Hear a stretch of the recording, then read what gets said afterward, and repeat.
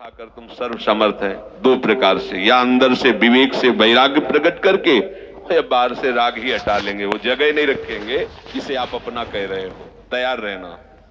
और यदि वास्तविक हृदय से ऐसी बात आ जाए तो उसी समय वो महात्मा हो गया। उसी समय करो सत्य, सत्य माने तत्काल। क्षिप्रम भवति धर्मात्मा, उसी समय बहुत जल्दी वो महात्मा बन जाता है।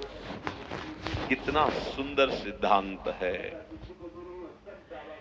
रहो न कबहू कतहू कछु मेरो अपनो काम। अब अपने लिए कोई कार्य नहीं रह गया है। अपने लिए कितना कार्य था कि संसार में कोई हमारा न रह जाए। लोग रोते हैं इस बात का कि हमें संसार में कोई प्यार नहीं करता, कोई अपना नहीं। तो यही तो सिद्धि है। आओ इधर, हमारे मार्ग में ये लाभ है कि कोई हमें प्यार न करे। भर्तृहरि जी ने भगवान शंकर जब प्रसन्न हुए, प्रकट हुए, तो वरदान मांगा कि कभी कोई सम्मान से मुझे एक टुकड़ा भी न दे, क्योंकि ये सम्मान, ये प्यार प्रभु से विमुख कर देता है। देखो हम जी तुम्हारे बिना जी नहीं सकते, तुम चले गए तो मेरा क्या होगा। अब वो उसकी बात में ही समझो तुम्हें कितना प्यार कर रहा है। वो क्या कह रहा है? तुम चले गए तो मेरा क्या होगा। ये प्यार है। क्या सोच रहा है वो? मेरा क्या होगा।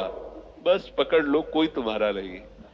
कोई तुम्हें जो बहुत प्यार करता हो उसकी बात सुनना, उसमें आप अगर विवेक जागृत है तो उसमें गंध मिलेगी केवल स्वार्थ की, केवल स्वार्थ की।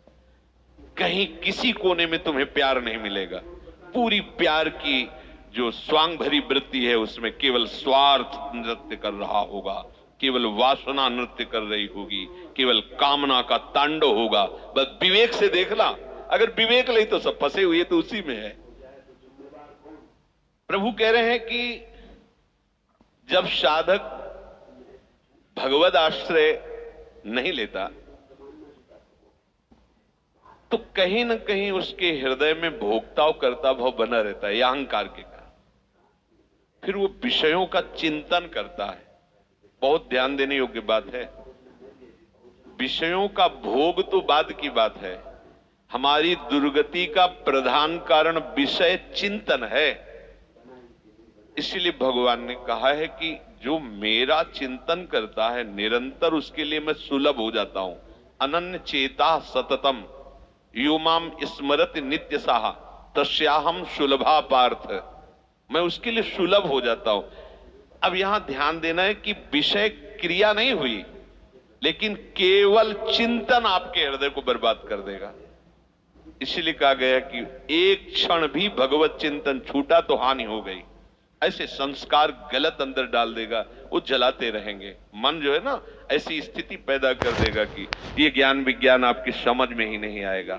ध्यायतु विषयान पुंसः, प्रभु का आश्रय ना लेने के कारण, प्रभु के परायण ना होने के कारण, निरंतर भगवत चिंतन ना होने के कारण जो अंतर होता है वो विषय चिंतन होता है। ध्यान देना। दीर्घ काल निरंतर सत्कार सेवितो दृढ़ भूमि। जब दीर्घ काल तक निरंतर भगवत चिंतन का अभ्यास किया जाता है तो दृढ़ भूमि वो इतना पक्का हो जाता है कि फिर आप छोड़ना भी चाहो तो नहीं छोड़ सकते। जैसे विषयी पुरुष भले कहीं भागवतिक स्थान में भी बैठा हो पर वो अपना ही दृश्य देखेगा, अपना ही चिंतन करेगा। ऐसे भागवतिक पुरुष भले ही वो विषय प्रपंच में बैठा हो, लेकिन वो अपना ही दृश्य देखेगा, अपना ही चिंतन करेगा। तो जो भगवत परायण नहीं होते, प्रभु का निरंतर चिंतन नहीं करते, उनका विषय चिंतन ही होता है। वो विषय चिंतन ही करता है ऐसा नहीं कह रहे। स्वाभाविक होता है विषय चिंतन उससे, क्योंकि भगवत परायण नहीं है, निरंतर भगवत भजन का अभ्यास नहीं किया, तो होगा क्या? विषयों को भोगता रहा है।